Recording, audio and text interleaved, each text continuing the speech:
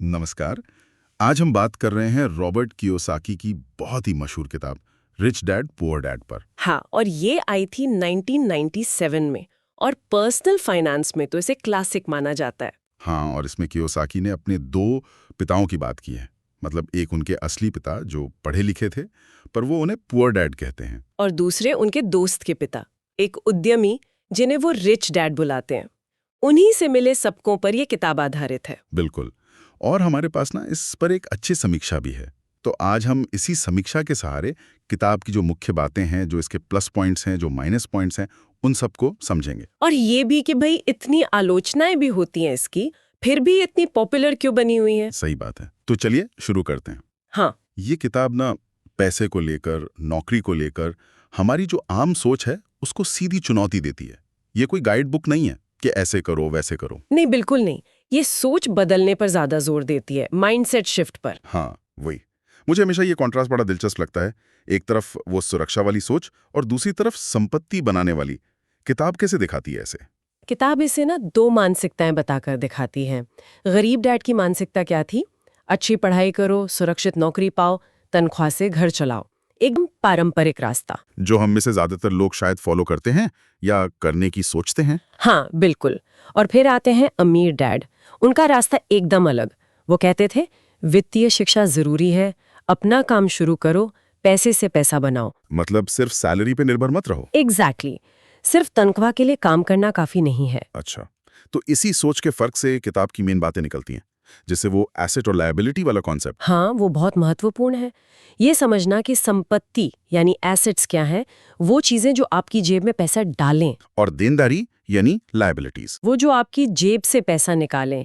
Kiyosaki कहते हैं अमीर लोग एसेट्स जमा करते हैं, रियल एस्टेट, स्टॉक्स, अपना बिजनेस, जबकि आम लोग अक्सर लायबिलिटीज खरीदते हैं और सोचते हैं कि वो एसेट है। पर क्या ये परिभाषा थोड़ी ज्यादा ही सरल नहीं है? जैसे घर के बारे में समीक्षा में भी शायद इस पर बात हुई है। हाँ, ये आलोचना तो होती है कि किताब चीज़ों को, खासकर घर जैसी चीज़ों को लेकर थोड़ा सा ओवर सिंप्लीफाई करती है। लेकिन कियोसाकी का मेन पॉइंट है सोच बदलना, पैसा काम कैसे करता है ये समझना। अच्छा। और यहीं पर आती है फाइनेंशियल लिटरेसी यानी वित्तीय साक्षरता की बात।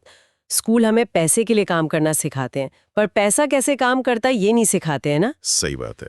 तो कियोसाकी कहते हैं ये हमें खुद सीखना पड़ेगा, निवेश, टैक्स, ये सब। हाँ, बिल्कुल। वो कहते हैं खुद सीखो इन्वेस्टमेंट के बारे में, टैक्स कैसे काम करते हैं, मार्केट, बिजनेस, ये सब। इसी से जुड़ा है वो चूहे की दौड़ वाला आइडिया, है ना? ये शब्द बड़ा कैची लगता है। हाँ, रैट रेस, मतलब वो कभी ना खत्म होने वाला चक्कर।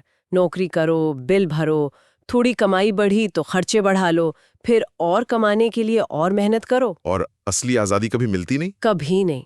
तो कियोसाकी कहते हैं कि इस दौड़ से निकलने का तरीका है पैसिव इनकम। ऐसी संपत्ति बनाओ जिनसे बिना ज्यादा मेहनत के पैसा आता रहे। यानी नौकरी पर डिपेंड रहने के बजाय अपना कुछ सिस्टम बनाओ या इन्वेस्ट करो।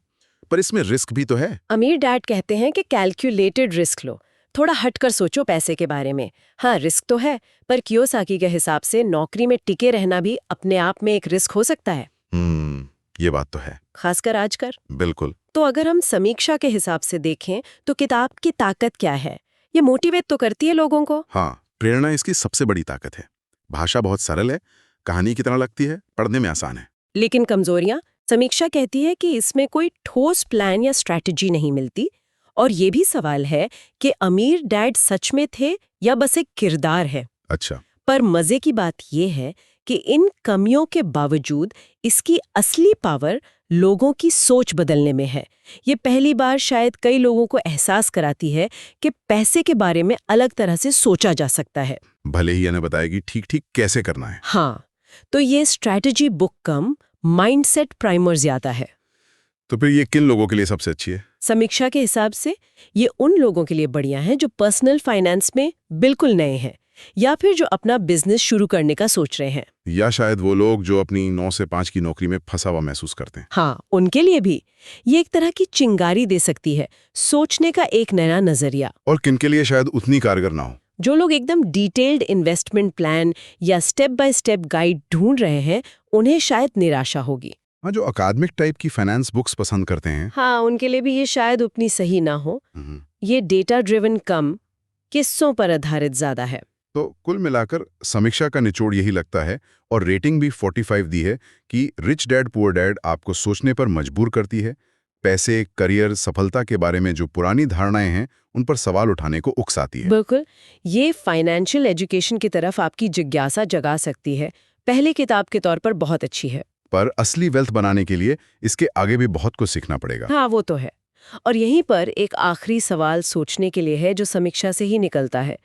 कियोसाकी संपत्ति मतलब एसेट्स बनाने पर जोर देते हैं। लेकिन आज की जो इकोनॉमी है, जो इतनी तेजी से बदल रही है, खासकर डिजिटल दुनिया में, तो संपत्ति की परिभाषा खुद कैसे बदल रही है? अच्छा पॉइंट है। मतलब क्या आज डिजिटल एसेट्स या कोई ऑनलाइन बिजनेस या इंटेलेक्चुअल प्रॉपर्टी, हाँ, क्या ये सब आज उतने ही महत्वपूर्ण एसेट नहीं है जितनी शायद 1997 में रियल एस्टेट होती थी? इस पर सोचना जरूरी है ना? बिल्कुल, ये एक दिलचस्प सवाल है आगे सोचने के लिए।